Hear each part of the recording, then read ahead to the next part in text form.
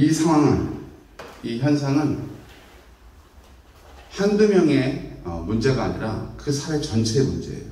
그리고 공공연히 퍼져 있었고 광범위하게 퍼져 있던 그 시대의 죄악성을 말씀하고 있습니다.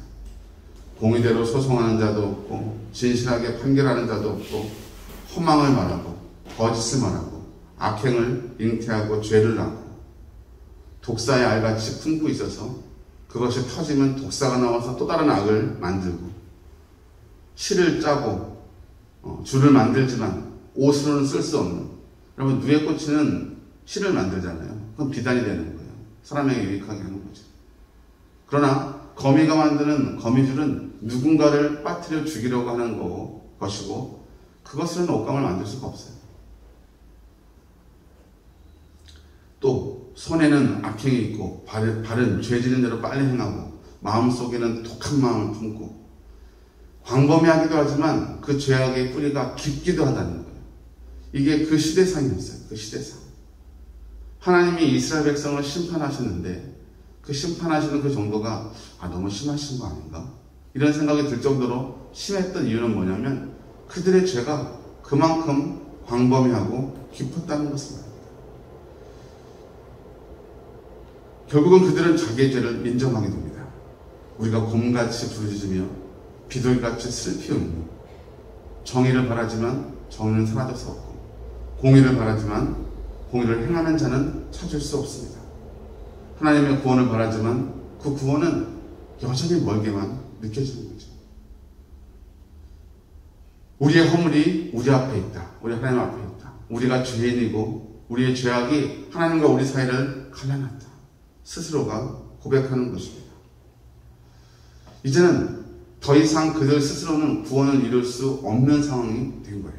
이게 이사야 59장의 내용입니다. 그때 하나님은 선언하십니다. 여호와 하나님께서 이를 살피시고 그 정의가 없는 것을 기뻐하지 아니하시고 사람이 없음을 보시며 중재자가 없음을 이상히 여겼다.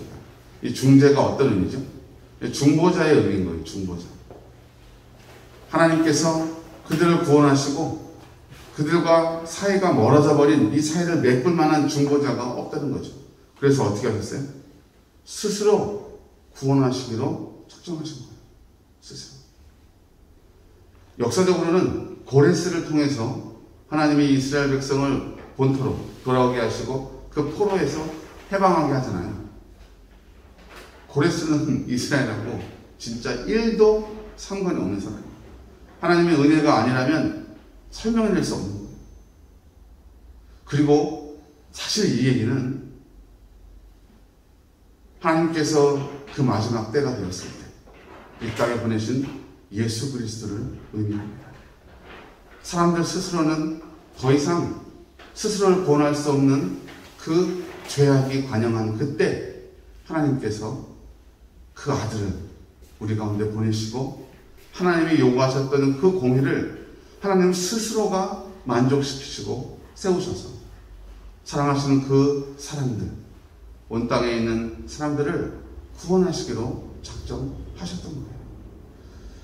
이사야서를 읽어보면요, 이사야서의 곳곳에서 메시아에 대한 예언의 말씀을 우리는 찾을 수 있는데 문자적으로 읽으면 이건 예수님의 말씀이구나 이렇게 알 수도 있고, 맥락이나 흐름같이 오늘 이 본문처럼 읽어보면 깨닫게 되는 내용들이 이사야서에 가득 있습니다.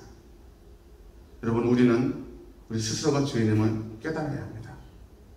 하나님께서 우리를 사랑하셔서 우리를 구원하셨지만 그것은 우리에게 어떤 공로가 있어서 우리에게 어떤 자격이 있어서가 아니고 그가 우리를 사랑하셨고 그분 스스로 그분의 공의를, 정의를 스스로 만족시키고 세우셨기 때문입니다. 우리는 가끔 내가 옳다고 여겨질 때, 상대방이 다르다고 얘기할 때, 틀리다고 느낄 때 사실은 살짝 그만이죠. 그래서 틀린 것을 주장하는 방식이나 그 사람을 대하는 태도가 불손하거나 오만하거나 혹은 좀 함부로 대해도 괜찮다고 생각해요.